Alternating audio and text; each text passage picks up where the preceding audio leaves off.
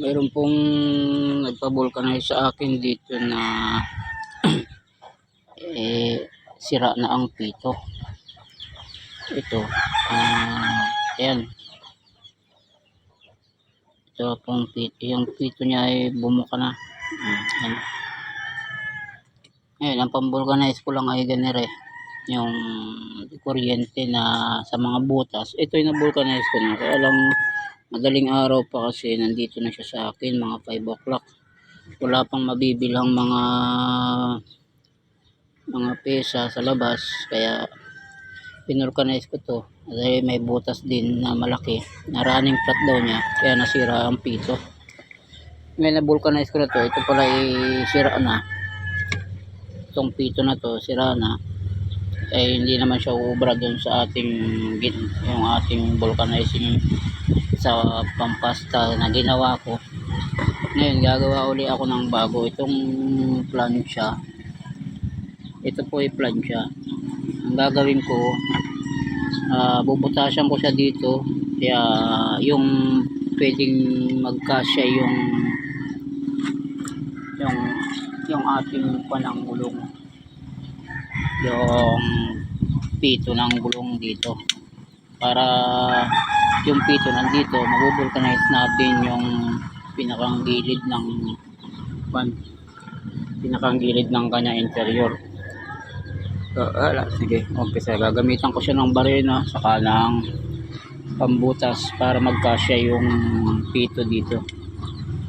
Yun lang po ang solusyon para may in case na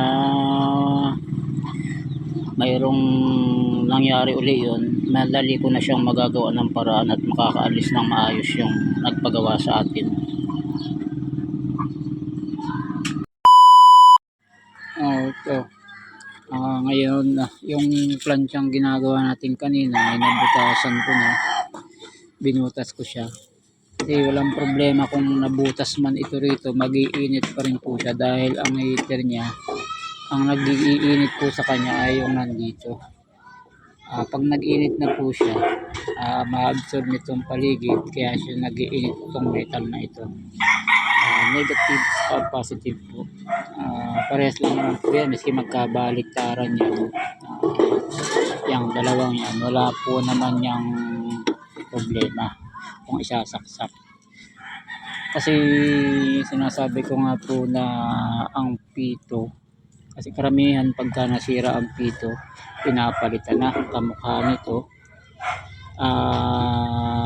Ang gagawin ko ay pagbo-vulcanize. Ito ay isusuot dito, itong pinakang pito, ganito. Kasi ang nagiinit ay ito. Ganyan po yan ang mangyayaring forma. Dito sa loob yung pito. Yan. Habang nagiinit, mabubulkanize natin yung nandun sa goma. Maiiwasan nating tamaan ang metal.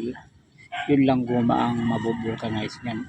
Ganun lang po kasimple ang idea para makagawa tayo ng solusyon para sa ibang mga motoristang walang mabilhan ng pesa sa alanganing oras, kagaya ng ganito na nasiraan siya ng kanyang interior, yung pito niya ay nasira.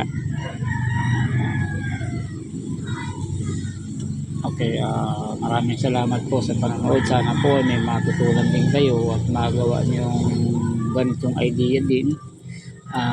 Napakasimple lamang naman ito. Makatulong din tayo sa iba na hindi sila maaabala sa kanilang paglalakbay, dahil magagawa natin ang paraan ang hindi nila magagatusan or walang mabibilhang ganitong pagkakataon.